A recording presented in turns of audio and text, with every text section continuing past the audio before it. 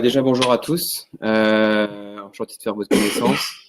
Donc, nous, BPI France, c'est la Banque publique pour l'investissement, pour ceux qui ne connaissent pas. Donc, on intervient sur plein de métiers différents, notamment l'innovation le plus connu, mais également le financement, et également l'international.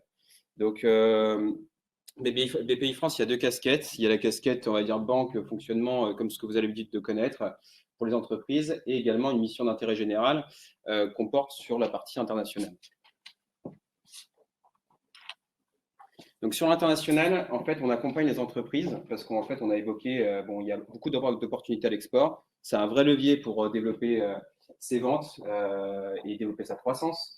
Mais derrière, il y a des risques et puis vous avez besoin d'être accompagné. Et nous, on vient lever ces risques avec des dispositifs publics qui viennent vous couvrir et neutraliser à la fois le risque de prospection, parce que c'est possible d'engager des dépenses sur un pays, comme on l'évoquait juste avant, participer à des salons, voyager, envoyer des échantillons, traduire des plaquettes commerciales, se former en anglais, etc. Puis tout ça, s'il n'y a pas de vente derrière, c'est un peu pour votre pomme. Et nous, en fait, on propose un produit qui s'appelle l'assurance prospection et qui vient en fait neutraliser ces risques-là pour justement vous aider à aller à l'export de manière confortable, en vous entourant bien, comme on l'évoquait juste avant, mais tout en sachant que les frais que vous allez engager vont vous être avancés et qu'en plus, en fonction du chiffre d'affaires que vous ferez sur la zone, vous allez rembourser tout ou partie de ce qu'on vous a prêté. Donc l'idée, c'est qu'il y a une dimension assurantielle sur ce produit-là, c'est qu'en cas d'échec commercial, vous n'allez pas porter l'intégralité du déficit, de la perte. Voilà. Et donc en deuxième partie, on va parler donc de l'assurance change. Cette assurance, elle est liée donc au risque de devise, c'est-à-dire que là, on évoquait tout à l'heure, par exemple, sur le Vietnam, qu'on pouvait payer en dong, on peut payer en dollars, on peut payer en euros.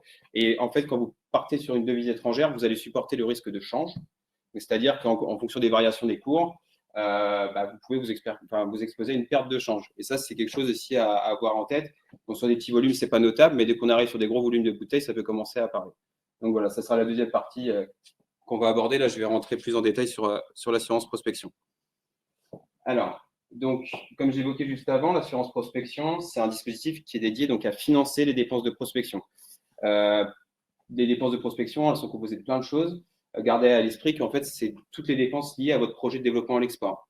Donc, tout ce qu'on a évoqué avant, donc les manifestations commerciales, les salons, les déplacements sur place, les frais de séjour, on parlait de séjourner dans un pays, dont on est sur des bases de forfait de 200 € par jour et par personne, par exemple, que ce soit pour résider sur place ou si vous avez besoin de faire des restaurants, des choses comme ça, tout est pris en compte. Si vous avez besoin de faire des études de marché, d'être accompagné par un conseil, des choses comme ça, tout ça, c'est pris en compte dans les dispositifs. On va peut-être vous demander aussi de traduire votre site internet en langue étrangère, soit l'anglais ou d'autres langues asiatiques si vous êtes amené à aller sur d'autres pays. Voilà, il faut comprendre que toutes ces dépenses-là que vous allez devoir engager pour pouvoir adresser un pays, on est en mesure de les financer. Donc, comment ça fonctionne? Je vais vous montrer une frise chronologique d'un dispositif.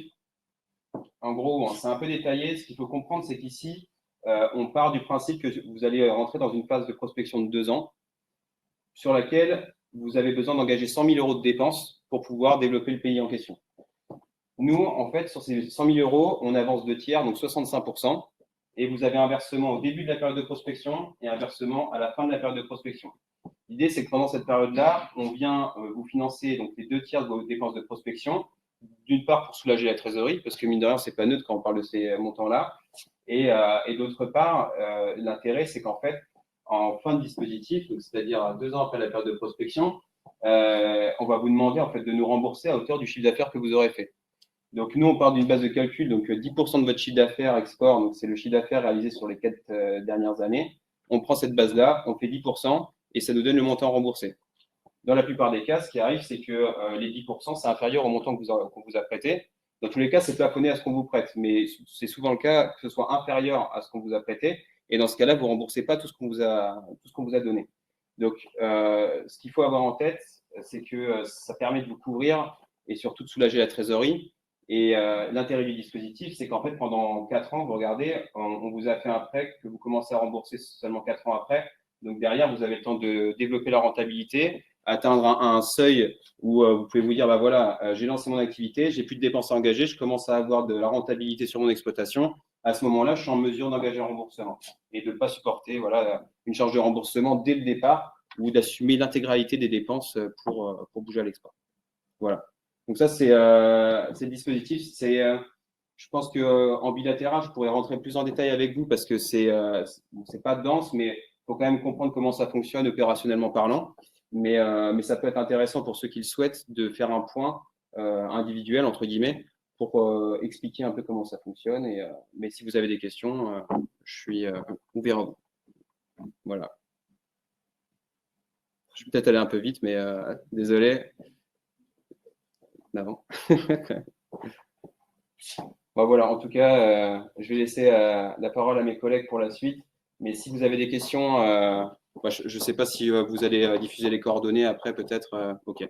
Bah, comme ça, vous aurez mon mail et puis n'hésitez pas. Merci.